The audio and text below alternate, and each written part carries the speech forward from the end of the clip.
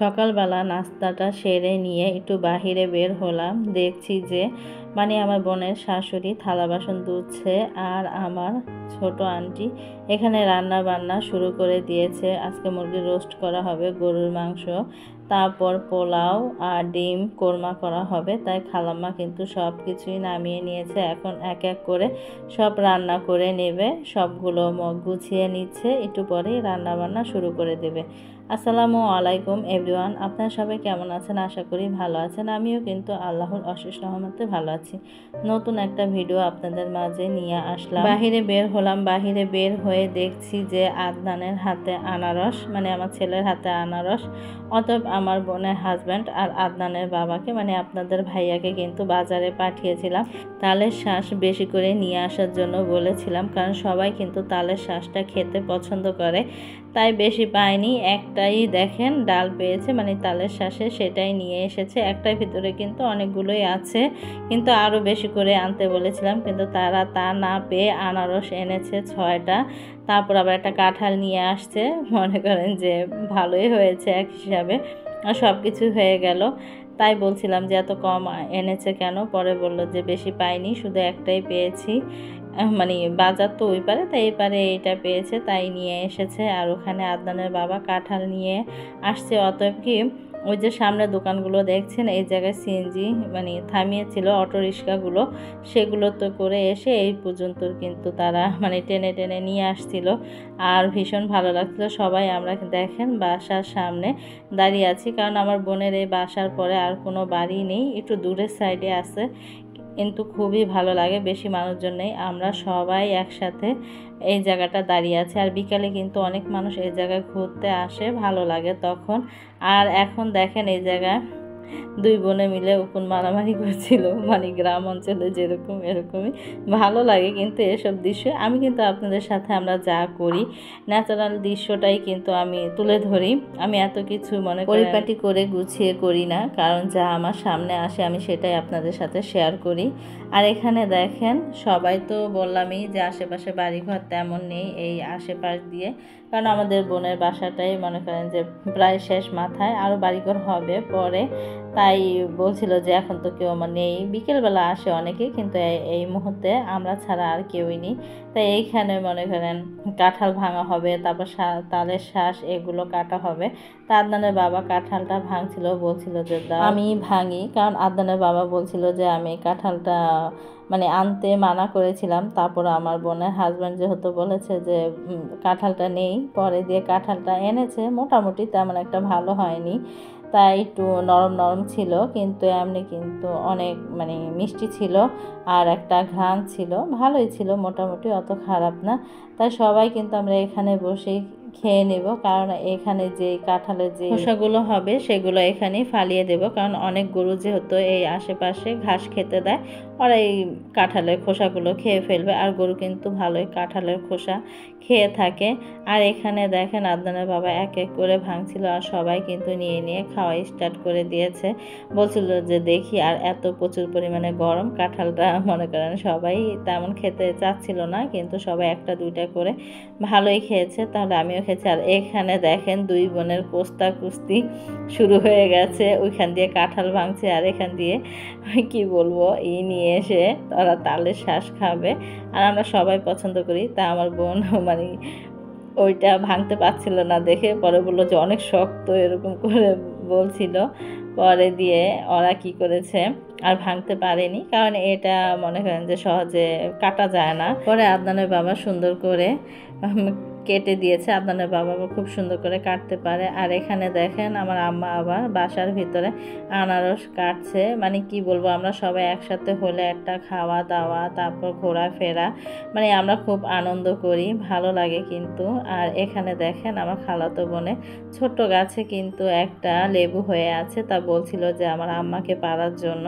পরে আমি বললাম যে আম্মা যাও, তুমি পারো। পরে আম্মা বললো যে না, তুমিই পারো, আমি একটু ভিডিও করে দিই। তাই দেখেন আমার আম্মা কিন্তু আমাকে ভিডিও করে দিচ্ছিল। আর এই তো লেবুটা ছোট্ট একটা গাছে দেখেন, আমি ধরা মাত্রই কিন্তু ছিঁড়ে এসে পড়েছে। মাশাআল্লাহ, খুবই সুন্দর ঘ্রাণ। আর কি বলবো, নিজের হাতে একটা জিনিস পাড়া, ফল হোক সবজি হোক, তাহলে কিন্তু খুব ভালো লাগে।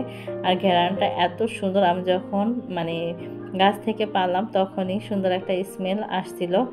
আর এখানে বাহিরে এসে পড়লাম, বাহিরে এসে দেখি আদনানের বাবা এখন আবার দেখেন কাঁঠাল ভাঙা হয়ে গেছে, এখন তালের শ্বাস কেটে নিচ্ছে। কারণ আমরা খুবই পছন্দ করি। আমি যেদিন মানে আমার বোনের বাসা আসছি সেদিনকে আমি বাহিরে মানে ভ্যানে দেখেছিলাম বিক্রি করতেছিল। পরে আমি বলেছি যে এখানে যত আসছি আমি তালের শ্বাস খাবো, কারণ বাসায়ও খেয়েছি, আমার কাছে ভীষণ ভালো লাগে। আর আমরা সবাই কিন্তু এই তালের শ্বাসটা পছন্দ করি। কিন্তু তালের শ্বাসটা মানে এনেছে কিন্তু একটু ভিতরে শক্ত শক্ত হয়ে গেছে, অত না, মিডিয়াম, তাও অনেক ভালো লেগেছে। অতিরিক্ত শক্ত হলে কিন্তু খাওয়া যায় না, কিন্তু এটা মিডিয়াম যেহেতু ছিল খেতে পেরেছি। আর যখন মনে করেন আমার কাছে বিশেষ করে ভালো লাগে নরম, আর মানে নরমটাই ভালো লাগে। এখন তোমাকে নাই বাচ্চে কানামা ভালো, তাই মনে করেন এটা হালকা একটু শক্ত হলো, খেতে পেরেছি আলহামদুলিল্লাহ, সবাই মিলেই খেয়েছি। পরে বললো যে আমরা যে গিয়েছি তালের শ্বাস পাইনি, এক দোকানে পেয়েছি, সেখান থেকেই নিয়ে এসেছি। তা আমরা তা জানি না যে এটা শক্ত, পরে দিয়ে খেলাম আলহামদুলিল্লাহ, সবাই মজা করে খেয়েছি। আর খোসাগুলো দেখেন কি সুন্দরভাবে উঠে যাচ্ছিল। অনেকে চামিচ দিয়ে খোসাগুলো ছাড়ায়, আমি তা না করে আমি কি করি, হাত দিয়ে খোসাগুলো ছাড়িয়ে নিই।